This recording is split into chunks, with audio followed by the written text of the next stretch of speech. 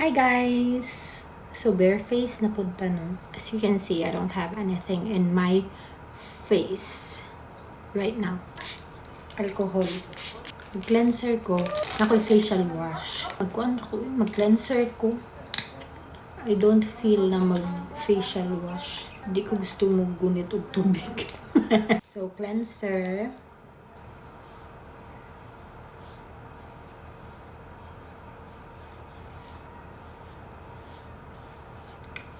Bago day kong mata guys.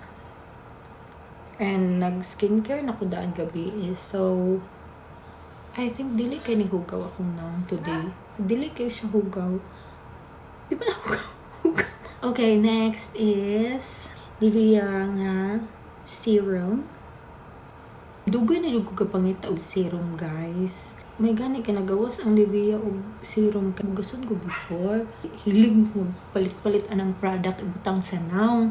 First na ko nga na realize nga dili na ko magbugas guys. Una na ko gigamit kay kanay ilang cleanser. Micellar na attract ko aning gatry na pag ko. Ganahan ko dai kay 0% alcohol siya tay. Kani. Hapit na ni siya mahurot.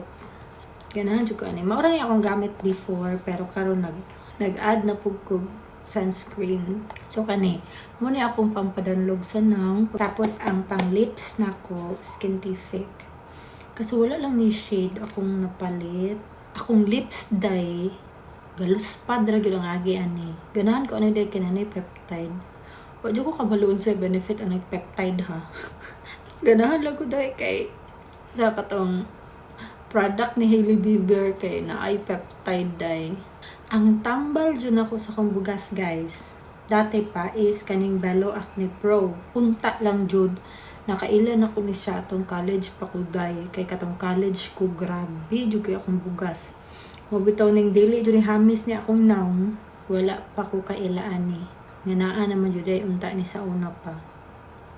Bello Acne Pro Pimple Gel Sunscreen. Tulo ka buok ang sunscreen na nakita nako sa Nivea.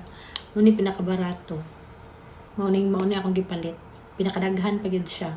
90 ml.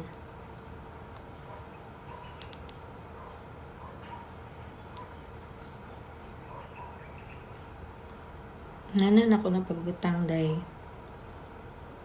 There is a liog. Nana. Wala siya white cast. Use your sunscreen. Mo din na maingon ako. Use your sunscreen. Ay nagwala sa